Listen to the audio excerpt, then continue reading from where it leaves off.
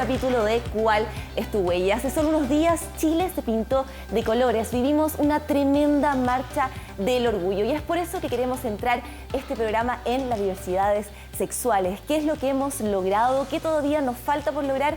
Tenemos una tremenda invitada para poder conversar sobre todos estos temas. Pero como siempre, no estoy sola, estoy junto a Soledad Rodríguez, que está a cargo de la huella digital. Sole, ¿cómo va? Ya nos están llegando preguntas, cuéntanos un poquito.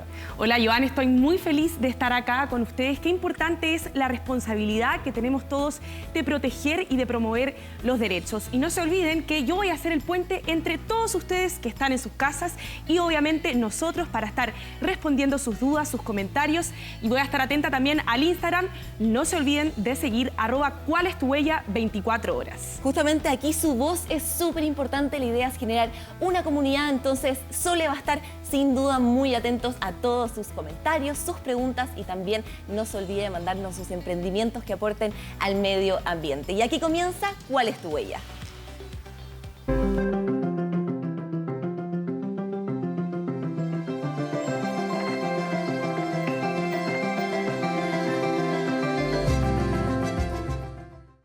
Bueno, y como les comentaba, hoy día tenemos la suerte de poder conversar con Erika Montesino. Ella es periodista, escritora y una tremenda activista lesbofeminista de nuestro país.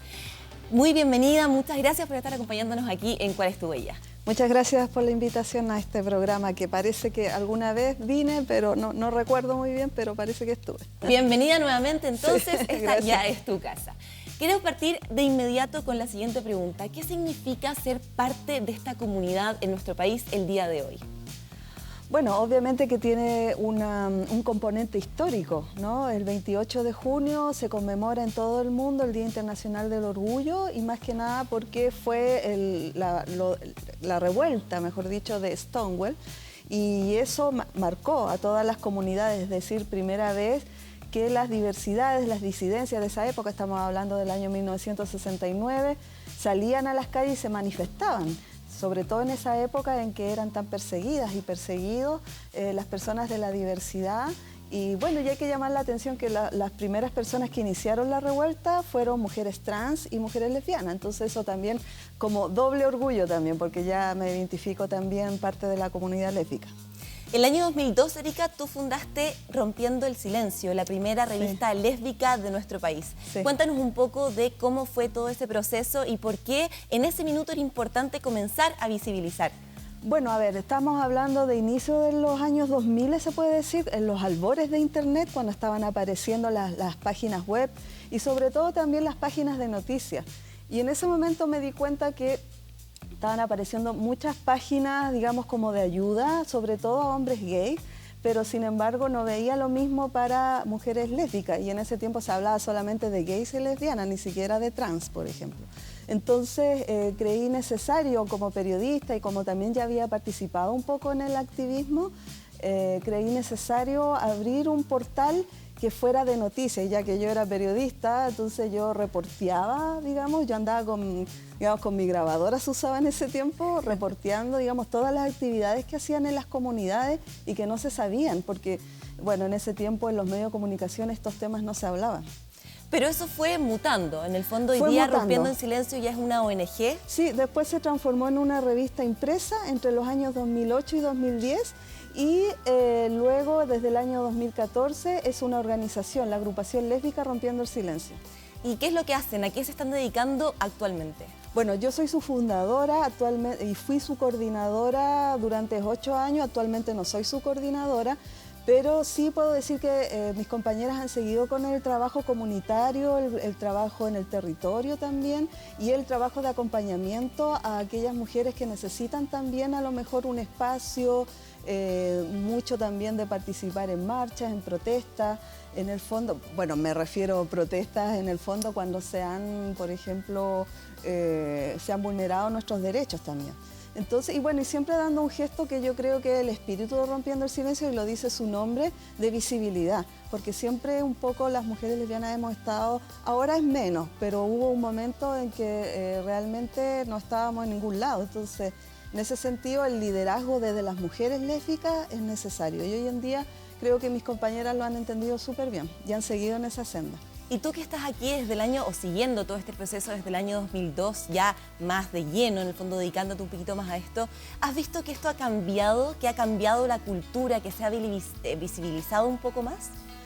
Sí, ahora no te puedo decir, por ejemplo, que estamos, o sea, lógicamente que hay nuevas leyes, por ejemplo, el matrimonio igualitario, la ley antidiscriminación que se está fortaleciendo, y la identidad de género, pero eso no ha mermado, por ejemplo, los ataques de odio.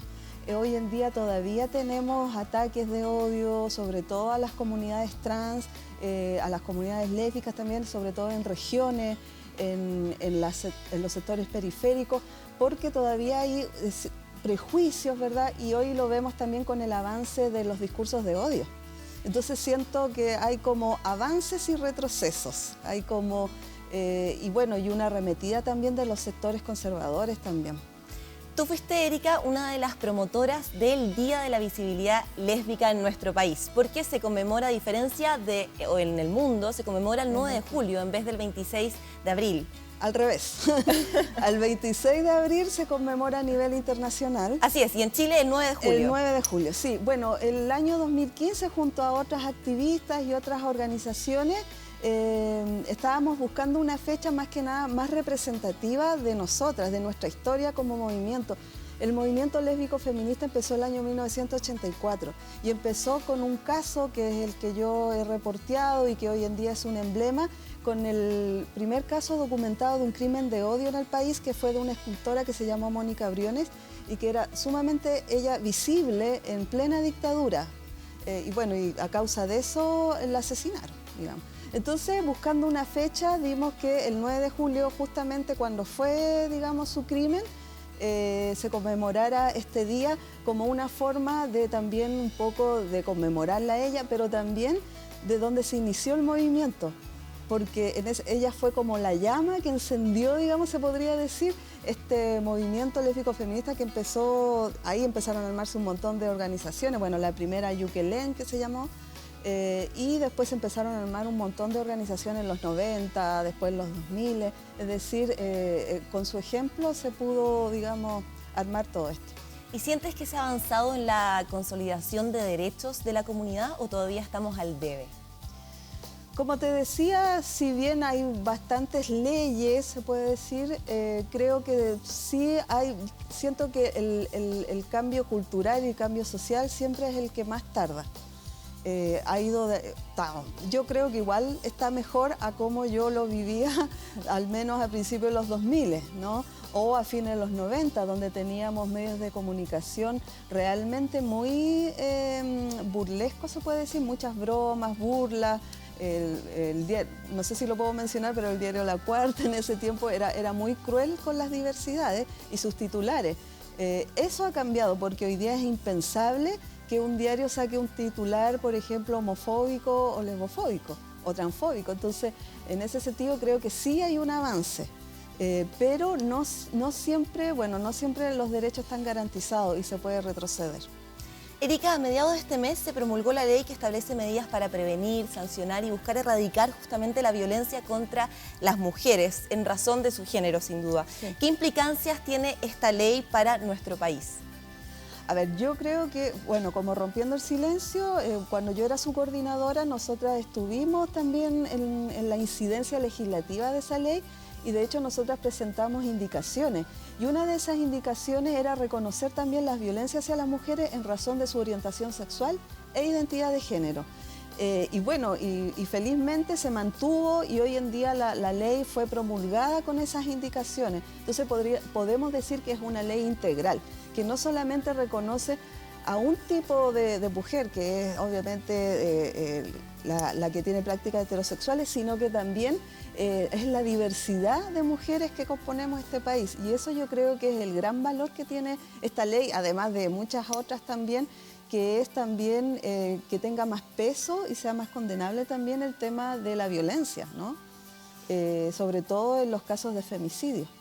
¿Y la educación, qué rol crees tú que cumple y que tiene en todo esto?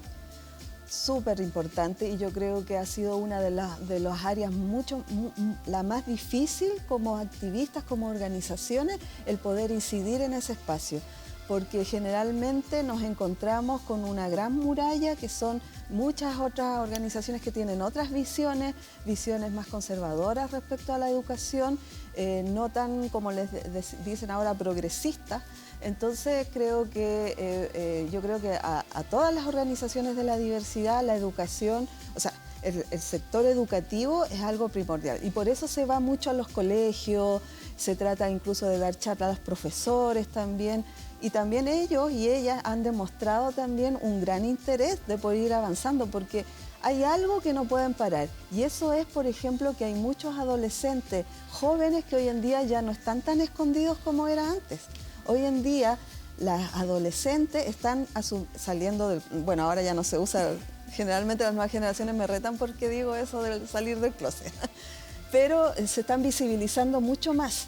Entonces ya es algo que ya no se puede parar, no se puede detener, digamos, ¿no? O sea, hay estudiantes de las diversidades, estudiantes trans, estudiantes lésbicas, estudiantes gay, jóvenes, entonces no se van a esconder. No es como mi generación que poco menos nos reprimíamos, ¿no? Hoy en día no es así. Entonces, en el fondo, la fuerza de esa presencia es lo que yo creo que ha ido cambiando también las cosas.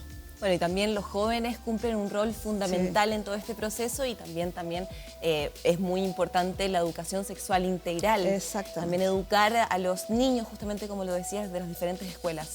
Exacto, o sea, tienes toda la razón, o sea, la ley ojalá fuera también algo que se fuera también incorporando de a poco, que es la educación sexual integral, ¿no? Con sus diferentes enfoques, porque creo que ha afectado mucho tener una sola visión, afectó a otras generaciones, y hoy en día también igual, bueno, yo actualmente estoy trabajando en otra cosa, estoy encargada del Departamento de Diversidad Sexual de la Municipalidad de Santiago, y ahí también nos toca, por ejemplo, ver que todavía esto afecta a los más jóvenes y que hay, o sea, me refiero al bullying, ¿no? La violencia que pueden sufrir y necesitan un acompañamiento.